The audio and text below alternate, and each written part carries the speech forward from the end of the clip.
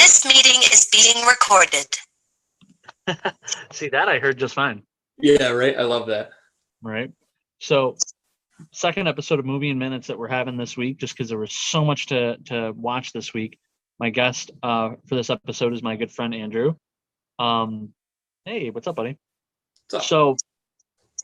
So, Andrew, as I always ask everybody who's on with me, obviously this podcast is about movies.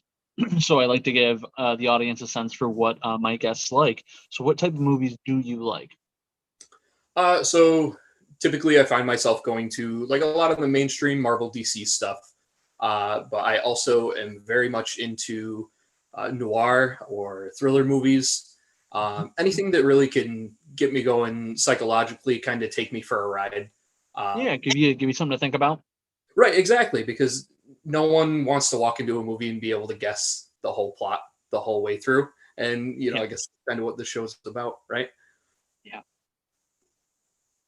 So, that being said, I think I gave you a pretty fair smattering of movies this week. I don't know if any 100% fall into that category that you just named, but we'll figure that out as we get there.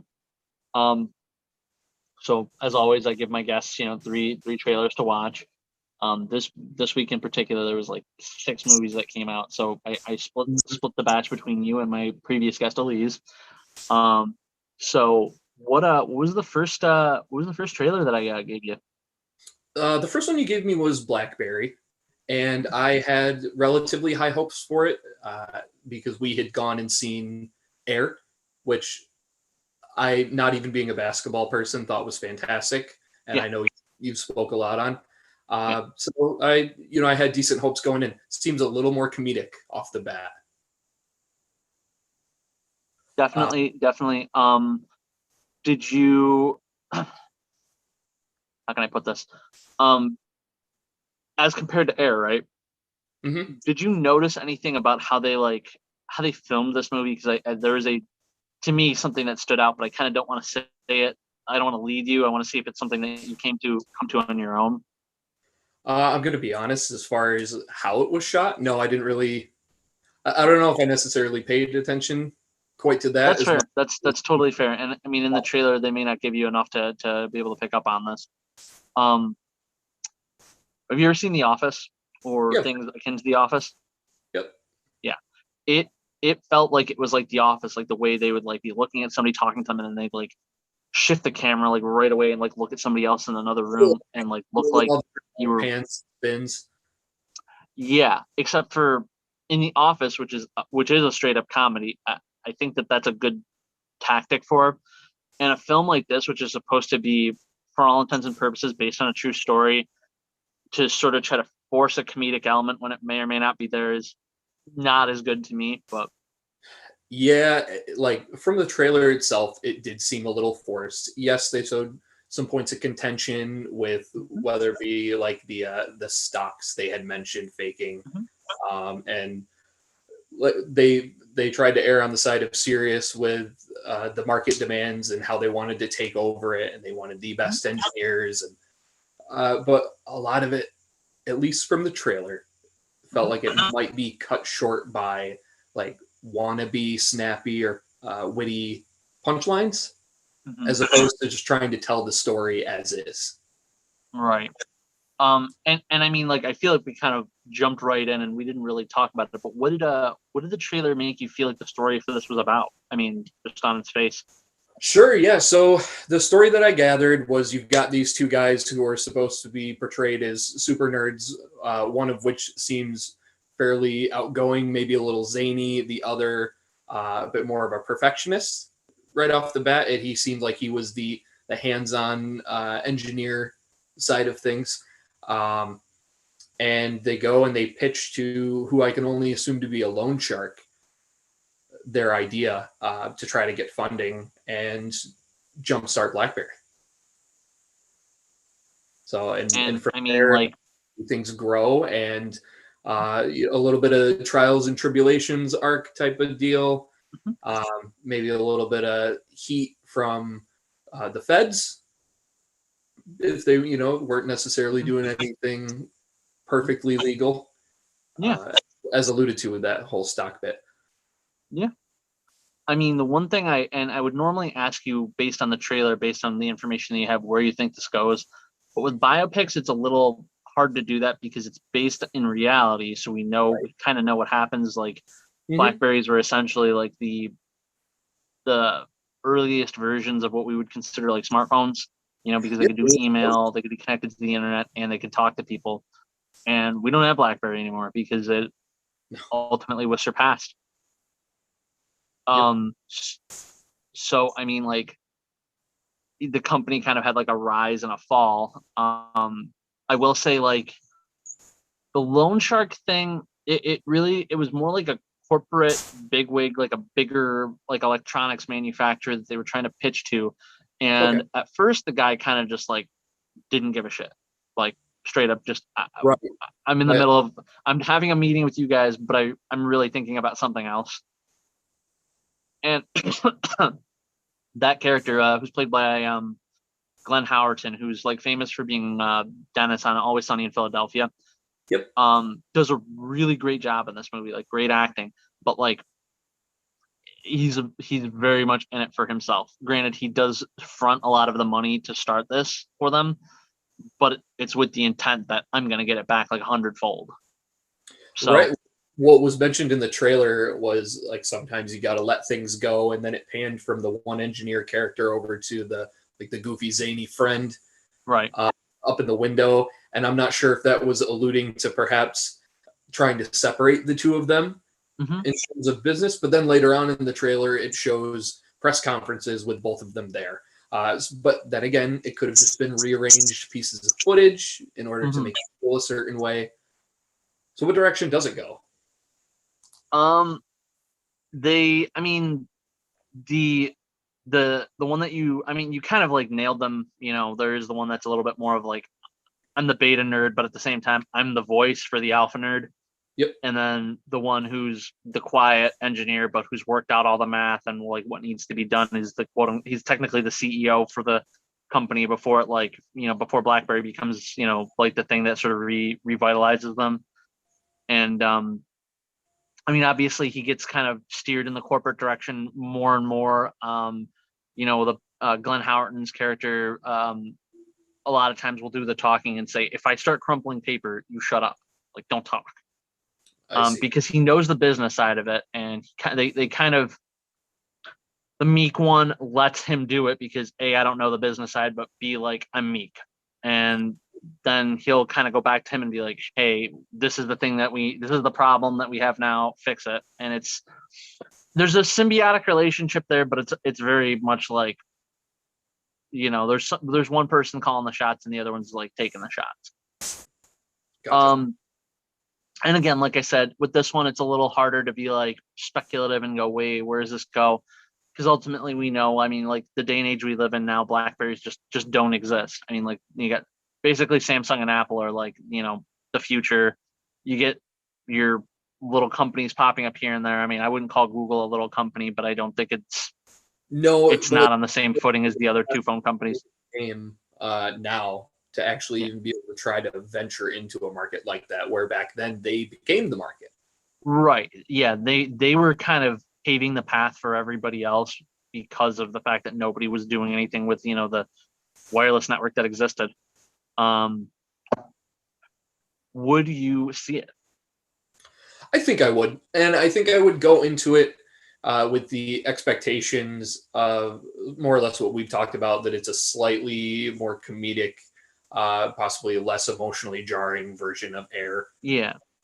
And to clarify this again, like, there are moments of comedy, but I almost don't feel like they're supposed to be there. Like, you might see it, you might laugh, but like it's kind of out of place versus if you were watching a comedy film and you're getting set up for laughs. Okay, well, this makes sense. This is more like a more serious biopic. Like it was serious in the same way that Air was serious. You know what I mean? So like, okay, if you had like very real funny moments in the middle of those very serious tense moments, it'd feel weird, Yeah. But would you see it in the theater? No, I don't think so. This would probably be something that would wait. And again, this is a topic that comes up on most episodes. The window for theater movies these days is getting thinner and thinner. We're at about 3 weeks, I would say, before you start seeing stuff on digital, unless it's a big release. Like Mario's been out since the beginning of April, but because it's a blockbuster and it's still doing money, Guardians same way. Like those things will hold out longer, but your tertiary side movies that are coming out at the same time as these things, digital within 3 weeks. Right. Yeah. I mean, I feel like for the 3 movies that you sent me, I've hardly seen any advertising, which we had talked about just the like I would stuff in, whether it be a YouTube ad or in between a show on Hulu or maybe scrolling through Facebook. You don't see it anymore. And that's that's one of the reasons I like doing this podcast too, to kind of shine a light on those ones that aren't getting it. Because ultimately at some point you're going to see it somewhere where, be it like the paid streaming services, or down the line you might see it on like Netflix or something, and hey, maybe you watch this and you're like, ooh, yeah, I remember that, I want to watch that. Or ooh, Nabil and whoever's guest where we're like, stay away from that. Right. So movie number 2, I would like to clarify, or I would like to give you a qualifier before I ask you about this film, but Sure. Not to make assumptions. I mean, granted, I went and saw this movie, but I'm crazy and I go see them all. Right. I don't personally think that this is a movie most men would see without the proper incentive. So you're going with, I can't even say with girlfriend, probably mom or maybe grandma, or like Maybe as a family outing. Yep. That being said, what did you think of the trailer for Book Club 2, the next chapter? So I have never seen the first Book Club. However, I'm a big Jane Fonda fan, and Diane Keaton, she's great too. So I was happy to see those big names because, like I said, I've never seen the first Book Club, had never even heard of it. So this was entirely new to me. Like my movie bubble is fairly limited. I know what I know, more or less. Watching this, it felt like a good old mid-early 2000s girls trip movie. Basically, except for they're all like in their 70s. Yeah, exactly. They're all in their 70s. They're going to Italy, and maybe it's a bit more risque than something you might have seen back then. I mean, it's still PG-13, and I mean, there's implications more than anything, but yep. But a few funny moments in the trailer. Obviously, we're going to see an old flame pop up in Italy. Jane Fonda's character Vivian is getting married after. Yes. I don't know if was she single all of this time, or had she been married before? So in the first Book Club, Jane Fonda rekindles a romance with a childhood crush who asked her to marry him, and she said no, and then they went their separate ways, and 50 years goes by and they reconnect, and basically by the end of the first movie they're more or less together. So we've had a couple of years, and I think he's ready to take the leap. Basically she's attached, Diane Keaton's character's attached, Mary Steenburgen's character is married. I, for the life of me, can't remember the last actress's name, the blonde. Candice Bergen, right? What's that? Candice Bergen. It could be. I may have to fact check that after this. I mean, she's definitely like a familiar face that you'd have seen her in things. Yep. She's the only one who's technically single in this movie, but like everybody, ends up like in some kind of hijinks or compromising scenario at one point or other throughout this film, because it's, again, a bunch of like women who are sexually curious in their 70s and are still willing to go on adventures. The premise for the first book was they have a book club and they discovered 50 Shades of Grey, and like how did it change all their lives, basically. Gotcha. Yeah. So this movie was fine. It's pretty by the numbers, I would say. Like you're getting exactly what you think you're getting for the most part. there may be a trope or two that they missed, or a trope or two that they went with maybe they shouldn't have. But like the problem with a movie like this is it's a sequel. And it's a Yep. sequel to what I'd call a niche film more than anything. Like if you haven't seen Book Club 1 or you aren't a fan of these actresses, there's really no business watching this movie. Unless Sure. you just watch Identify number one. whether you want to feel some kind Yeah, of way. sequels are hard. Ultimately, it's like you know, you're literally trying to catch lightning twice. Like if somebody liked the first thing, well, ideally you're drawing them back in for the second. Right. The only problem is this isn't like a superhero movie where there was like a bunch of build up in the first movie and bullshit was skipped in the second one. It's just bullshit in the first one and bullshit in the second one. Yep. But yeah, if you like Jane Fonda, I mean, she's still doesn't look too bad for 70. I mean, she's got work done, but like. But you know what? She's fun. She's entertaining. She's witty. We don't mind it. Trailer number 3. What was trailer number 3? So we've got Fool's Paradise, which another callback to an It's Always Sunny cast member. Yeah, that was kind of ironic that both of these movies released this week. I get it, they're out doing things other than the show, but like to release them on the exact same weekend and compete with each other was kind of like, okay. But in the same breath, good for them, and I hope it's like a friendly rivalry type of thing. Yeah, ideally. But holy huge names in Fool's Paradise. Ray Liotta, John Malkovich. Well, Glenn Howerton is in there as well. I saw him. Is he? Yeah. He's one of the. I saw him in the background in one of the scenes. Yeah, he's a little side character. Okay. But, I mean, like they had a couple of the other like side guys too that were like not main people in Always Sunny, and then obviously Charlie Day is the star. Sudeikis in there too. Yeah. Oh yeah, Sudeikis. Also Kate Beckinsale is like the main female lead. Yes. So I think this is something that I would want to go see in the theater off the bat. Now that being said, though, what was it about? Like, what did the trailer lead you to believe the film was about?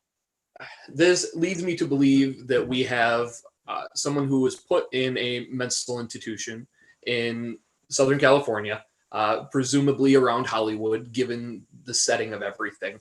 And he did not speak. He was either, I don't know if he was mute by choice or if he was completely incapable. Seems like he has something maybe not plugged in upstairs.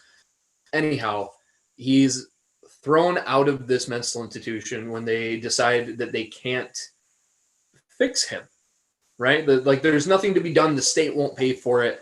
And they're like, all right, well, we don't have a bed for you. See you later. They send him on the street. Some guy driving by in a supercar ends up flinging the door open and is like, hey, get in. You're a dead ringer for my main actor. Mm-hmm. And from what I gather, he becomes a stuntman.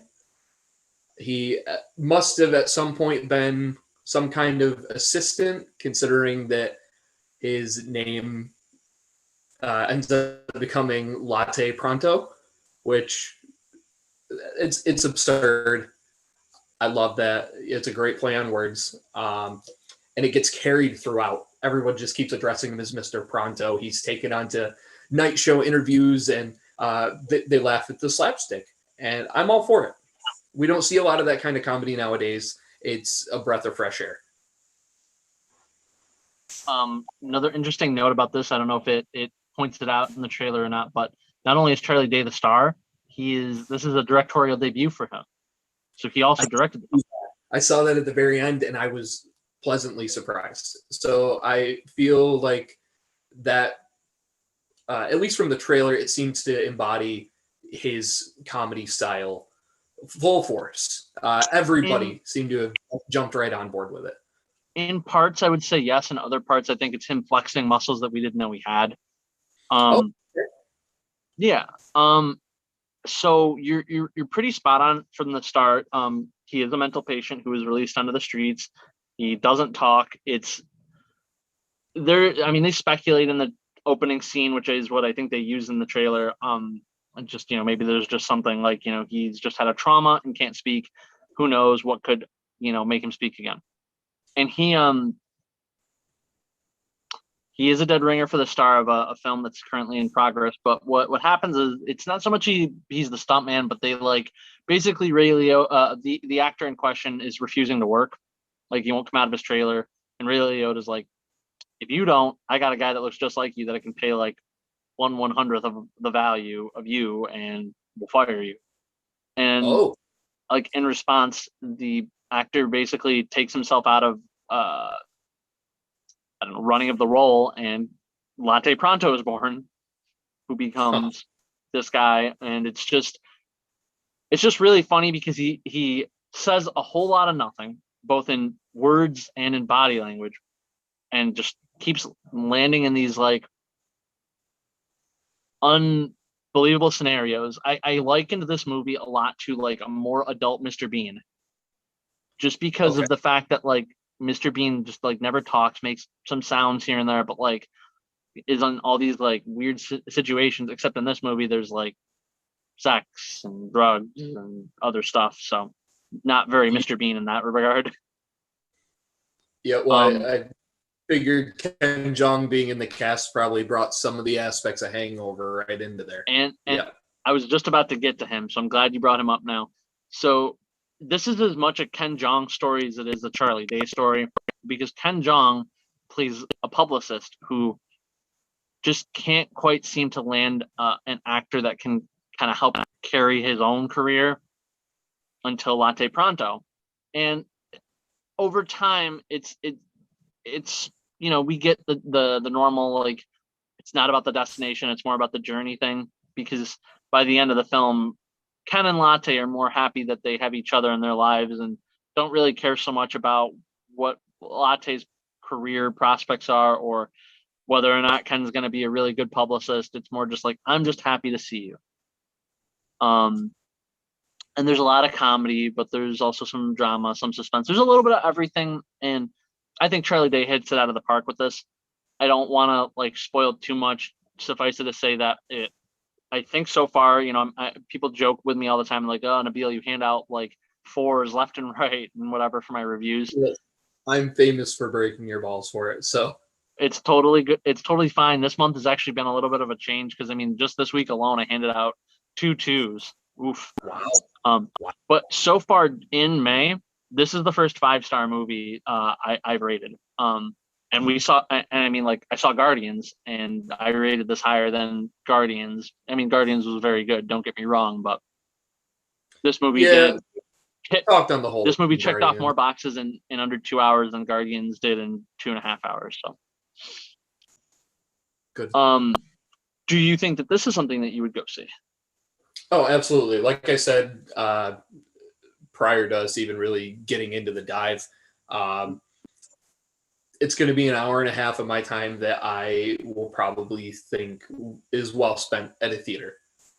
It'll do it justice because. Do you think it's something that you would see in the theater? Yeah, absolutely. Okay. All right. Absolutely. If it came out later on streaming services like things naturally do, I might even watch it again, depending. But you say it's a 5. So yeah, I mean, like, I recommend highly. Again, it's very hard to recommend things for the actual theater anymore because I get that there's budgetary constraints for a lot of people, or like they just in their own minds can justify it as an at-home purchase in the near future.